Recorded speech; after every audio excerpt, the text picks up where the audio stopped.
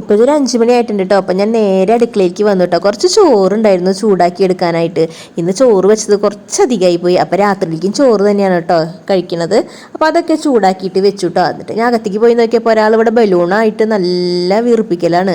Balloon വീർത്ത് വരുന്നില്ല അത്രേ, അതിന് ഓട്ടയുണ്ടെന്നാണ് പറയണത്. അപ്പോൾ പിന്നെ ഞാൻ പോയിട്ടൊന്ന് മേല് കഴുകിയിട്ട് വന്നിട്ട് ഒരു കട്ടൻ ചായ വെക്കാമെന്ന് വിചാരിച്ചിട്ടോ. ഇപ്പോൾ മഴയൊക്കെ അല്ലേ, കട്ടൻ ചായ കുടിച്ചാൽ നല്ലൊരു സുഖമാണ്. അപ്പോൾ ഞാനും പാറും കൂടിയിട്ട് കുടിക്കാൻ വേണ്ടിയിട്ട് കട്ടൻ ചായ തിളപ്പിച്ച് വെച്ചു കേട്ടോ. എന്നിട്ട് അകത്ത് വന്ന് നോക്കിയപ്പോൾ മുടിയൊക്കെ ഈരിയിട്ട് ഭംഗിയാക്കി വെക്കുന്നുണ്ട്. മുടി വെട്ടാനേ സമ്മതിക്കില്ല കേട്ടോ.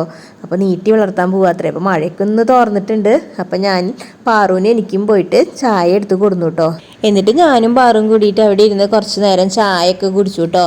എന്തോ ഒരു വറവ് പലഹാരമാണ് കേട്ടോ. നമ്മുടെ കുർക്കുറയുടെയും ലേസിൻ്റെയൊക്കെ ഒരു ടേസ്റ്റ് പോലെയുള്ളൊരു പലഹാരമായിരുന്നു കേട്ടോ. പിന്നെ ഞങ്ങൾ പോയിട്ട് വിളക്ക് വെച്ചു കേട്ടോ. വിളക്ക് വെച്ചിട്ട് പാറും ഞാനും പ്രാർത്ഥിച്ചു. പിന്നെ എൻ്റെ കാതിൽ കിടക്കുന്ന കമ്മൽ കുറേ ആൾക്കാർ ചോദിച്ചു കേട്ടോ. നല്ല ലവ് ഷേപ്പാട്ടോ ആ കമ്മലിന്. ഇത് ഞാൻ മീഷോന്ന് മേടിച്ചതാട്ടോ. അധികം വിലയൊന്നുമില്ല, അടിപൊളി കമ്മലാണ് കേട്ടോ ഇത്. പിന്നെ എൻ്റെ പ്രാർത്ഥന കഴിഞ്ഞ ആളവിടെ കസേര കൊണ്ടിട്ടിട്ട് പാറുക്കുട്ടിയുടെ പ്രാർത്ഥന തുടങ്ങും കേട്ടോ. കസേരയുടെ മുകളിൽ നിന്നാലേ അങ്ങോട്ട് എത്തുള്ളൂ. അപ്പോൾ ഇത്രയുള്ള ഇന്നത്തെ വിശേഷം.